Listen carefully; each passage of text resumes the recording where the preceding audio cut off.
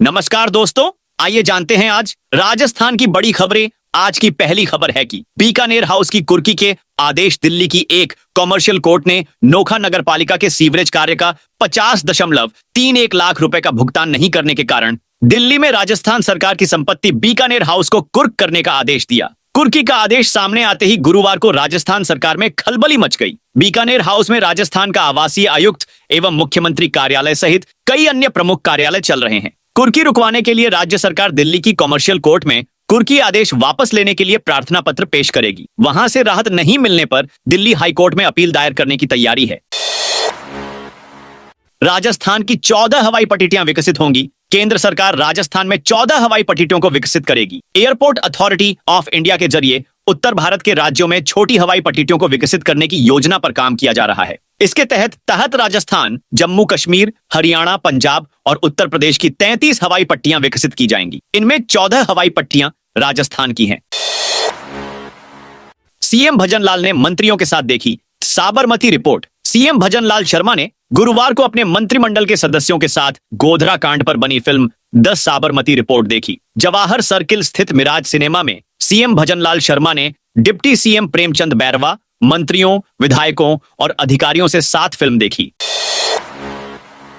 पूर्व सीएम वसुंधरा राजे पहुंची। दिल्ली, महाराष्ट्र और झारखंड में विधानसभा चुनाव खत्म होते ही दिल्ली में 20 नवंबर को बीजेपी की एक अहम बैठक होने जा रही है। जानकारी के अनुसार संगठन चुनाव को लेकर पार्टी मुख्यालय में यह बैठक होगी। इस दौरान सभी राज्यों के प्रदेश अध्यक्ष, प्रदेश प्रभारी सहित संगठन के पदाधिकारी शामिल होंगे। इस बैठक में शामिल होने के लिए राजस्थान की पूर्व सीएम वसुंधरा राजे भी दिल्ली पहुंची हैं। वसुंधरा राजे फिलहाल बीजेपी की राष्ट्रीय उपाध्यक्ष भी हैं।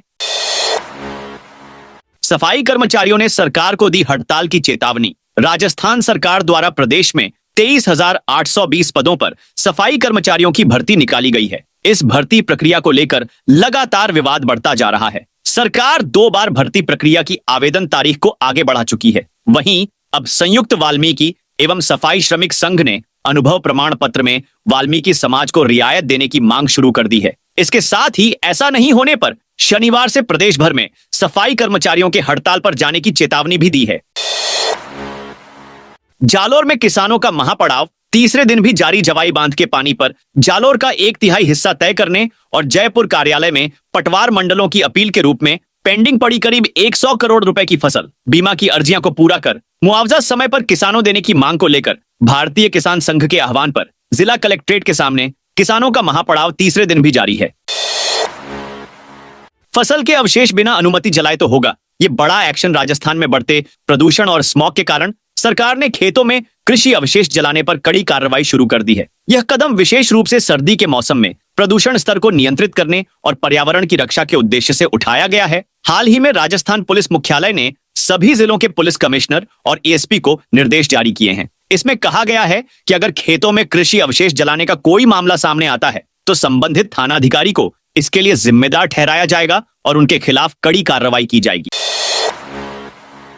ऊष्ट संरक्षण योजना पर बड़ा अपडेट। ऊष्ट संरक्षण योजना पर बड़ा अपडेट। राजस्थान सरकार ने ऊष्ट संरक्षण योजना के तहत डीबीटी को आधार और जन आधार से जोड़ने के लिए अधिसूचना जारी कर दी गई है। ऊष्ट पालकों को 2 किश्तों में 20,000 रुपए की आर्थिक सहायता देने का प्रावधान है। उन्होंने बताया कि इस अधिसूचना के जारी होने से अब योग्य ऊष्ट पालकों को इस योजना का लाभ लेने के लिए अपना आधार और जन आधार संख्या होने का प्रमाण प्रस्तुत करना होगा, जिससे उनके बैंक खातों में पारदर्शिता एवं सुगमता के साथ राशि हस्तांतरित की जा सकेगी।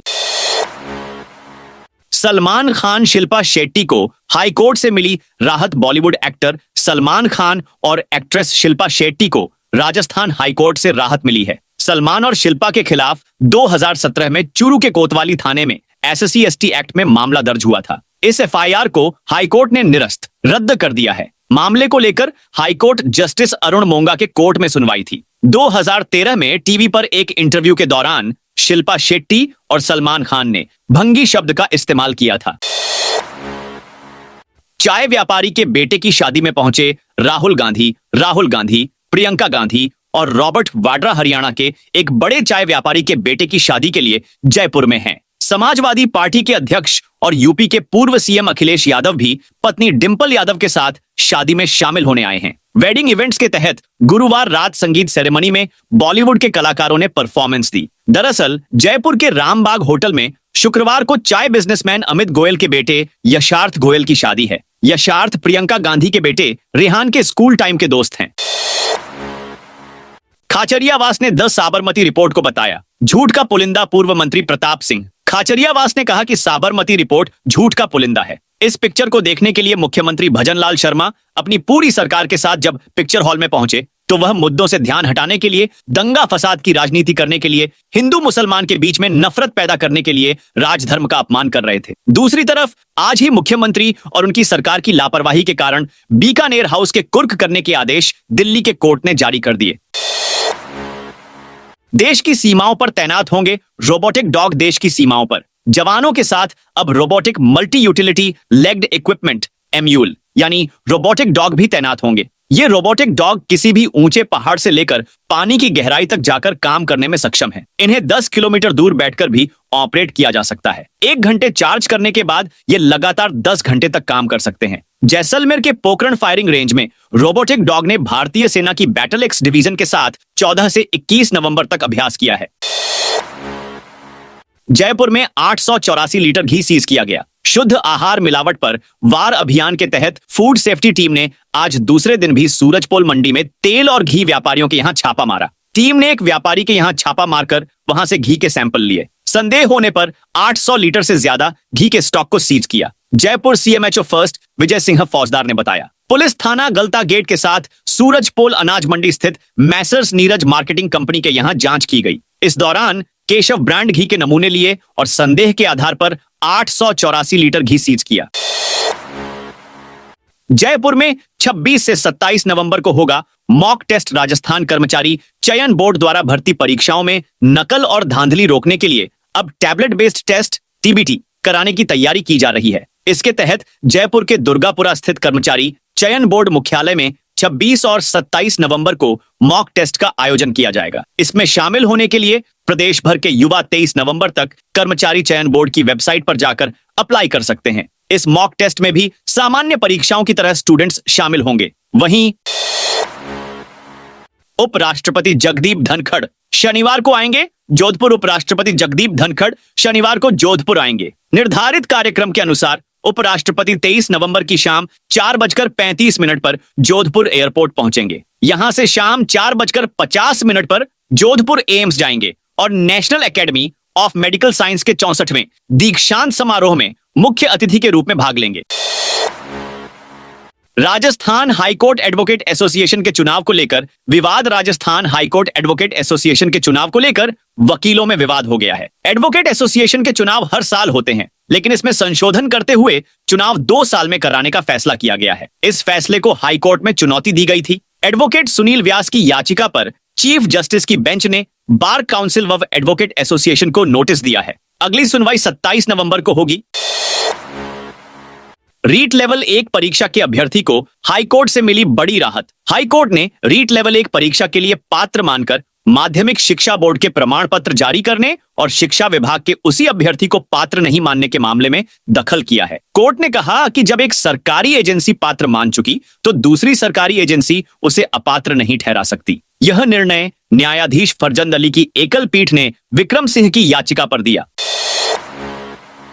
राजस्थान में बाघों के लिए शिफ्ट होंगे 106 गांव। वन विभाग व सरकार की ओर से प्रदेश में बाघों को जंगलों में बेहतर पर्यावास उपलब्ध कराने और बाघों की संख्या में इजाफा करने के लिए लगातार प्रयास किए जा रहे हैं। प्रदेश के टाइगर रिजर्व में वर्तमान में 133 बाघ, बाघिन व शावकों का विचरण है, लेकिन पर्यावास क्षेत्र में 106 गांव बसे होने से बाघाएं को बेहतर पर्यावास नहीं मिल पा रहा है। आलम यह है कि कई सालों से प्रदेश के किसी भी टाइगर रिजर्व में एक भी गांव विस्थापित नहीं किया जा सका है। गौरतलब है कि हाल ही में वन विभाग की ओर से करौली और धौलपुर के जंगलों को मिलाकर प्रदेश का 5वां टाइगर रिजर्व घोषित किया गया है। विस्थापन को लेकर अगले माह जयपुर में स्टेट लेवल मॉनिटरिंग कमेटी की बैठक प्रस्तावित है।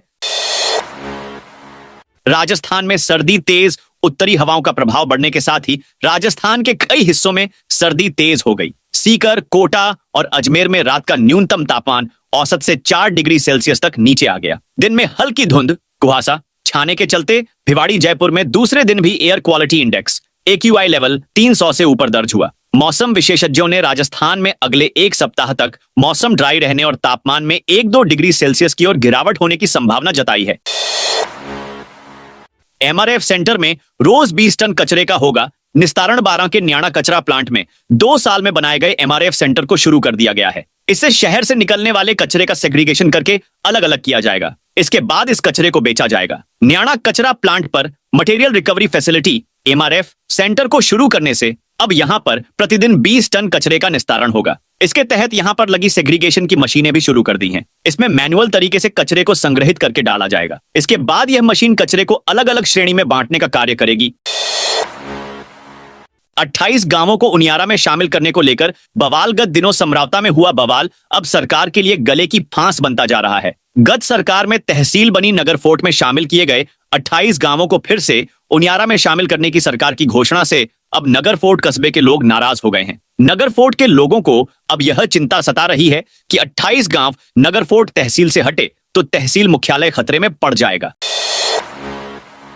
कालिका पेट्रोलिंग यूनिट की 4 टीमें गठित पिछले बजट में घोषित। कालिका पेट्रोलिंग यूनिट के अब गठन की पूरी तैयारी हो गई है। यह यूनिट महिलाओं और बच्चियों से होने वाले छेड़छाड़ सहित अन्य अपराधों को रोकने का काम करेगी। प्रदेश भर में ऐसी 216 टीमें गठित की जाएंगी। उदयपुर में बुधवार को एसपी ने 4 टीमों के गठन के आदेश जारी किए। सबसे ज्यादा 37 टीमें जयपुर और सबसे कम 2-2 टीमें धौलपुर, सिरोही, जालौर, जैसलमेर और बाड़मेर में बनाई जाएंगी।